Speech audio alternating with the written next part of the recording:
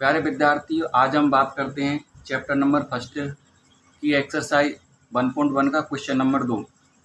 ठीक है नहीं, इस क्वेश्चन में कहा गया है, आप क्वेश्चन पढ़ लीजिए कि सबसे पहले तो इन संख्याओं का एलसीएम और एचसीएफ निकालना है। इसके बाद हमें इसको वेरीफाई भी करना है। ठीक है नहीं, तो सबसे पहला क्वेश्चन है इसका, तो 26 और 91। तो 26 और 91 का क्या निकालेंगे हम, एलसीएम और एचसीएफ निकालेंगे। इससे पहले 26 के क्या करेंगे हम, अभाज्य गुणनखंड करेंगे। तो 26 के अभाज्य गुणनखंड करेंगे तो सबसे पहले किसका भाग लगाएंगे, 2 का भाग लगाएंगे। तो 26 में कितनी बार चला जाएगा, 13 बार चला जाएगा। फिर 13 में किसका जाता है, 13 का ही भाग जाएगा 1 बार। इसके बाद क्या बचा, 91 है, तो 91 का अभाज्य गुणनखंड कर लो। इसके अगर अभाज्य गुणनखंड करेंगे तो ये आएगा आपका, सबसे पहले किसका भाग जाएगा, इसमें 7 का भाग जाएगा। 7 का भाग लगाएंगे तो कितनी बार चला जाएगा, 13 बार चला जाएगा। और अब 13 का 13 में ही जाएगा कितनी बार, 1 बार। अब बात आती है कि इन संख्याओं भाग कैसे लगाते हैं। एक तरीका तो ये है कि आप छोटे बच्चों की तरह लगा लें, जैसे 7 का भाग लगाना है किसमें, 91 में। तो 7 का पाड़ा पढ़ो, 7 एकम 7। 9 में से 7 जाएंगे तो 2 बचेंगे, और ये 1 है तो अंक तारा 1 का जाएगा। 7 का पाड़ा पढ़ो जिससे कितना आया, 21। तो 7 की 21, ठीक है नहीं। तो कितनी बार चला जाएगा, 13 बार चला जाएगा। ये तरीका तो एक है। दूसरा तरीका क्या है, दूसरा तरीका ये है कि इनसे करो। यहाँ दे रखा है 7 का पाड़ा पढ़ो 9, 9 आ जाए तो 7 एकम 7, एक बार पढ़ लिया तो 7 आया। तो 9 में से 7 घट जाएंगे तो कितने बच जाएंगे, 2। 2 को यहाँ लगा लो थोड़ा ध्यान के लिए, तो ये बन जाएंगे 2 पे 1 21। फिर 7 का पाड़ा पढ़ो जैसे 21 आ जाए तो 3 बार, ठीक है नहीं।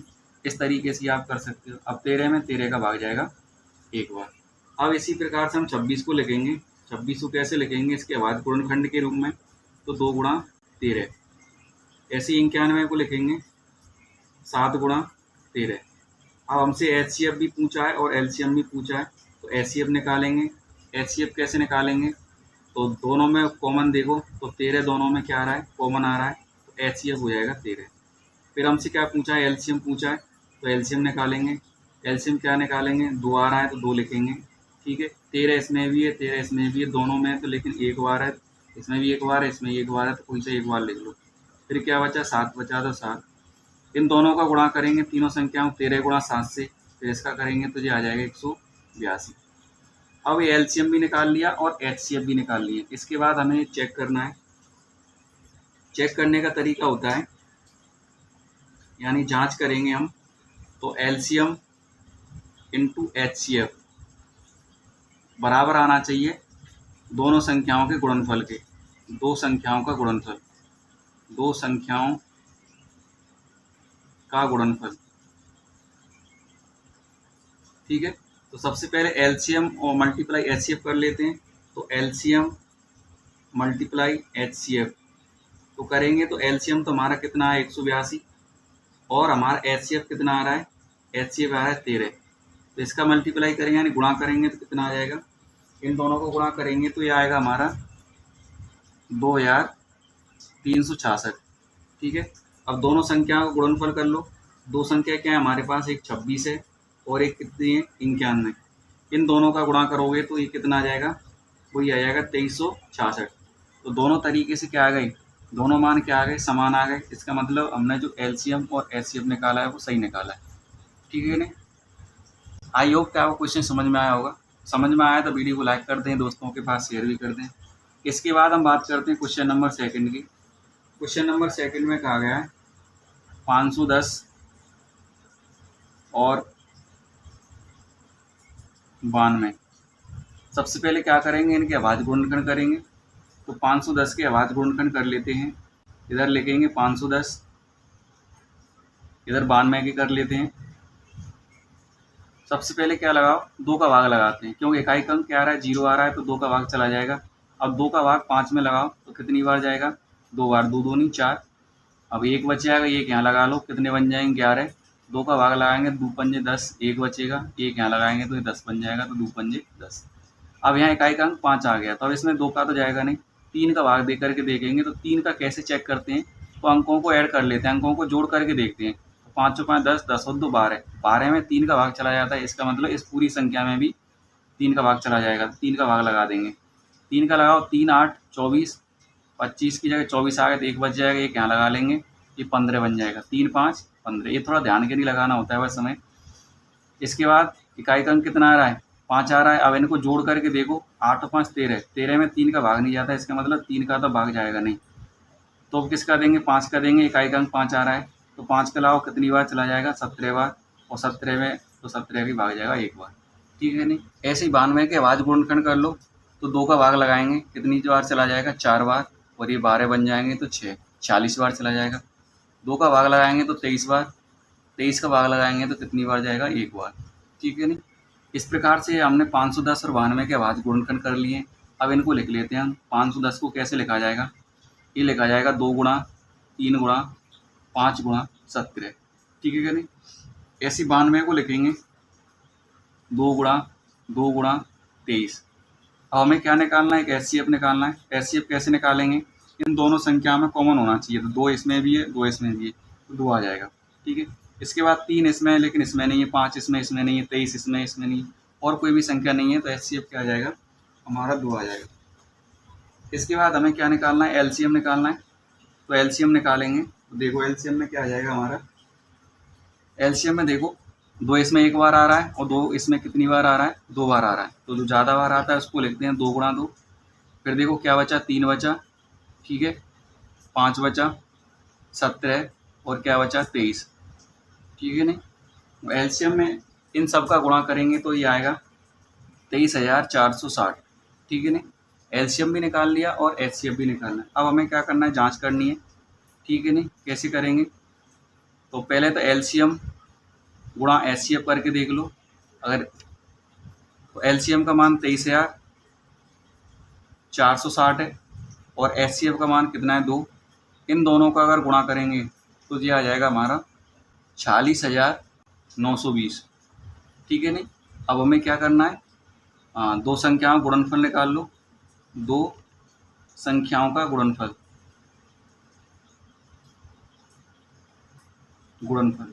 तो 2 संख्या कौन कौन सी हमारे पास, एक 510 है और एक 92।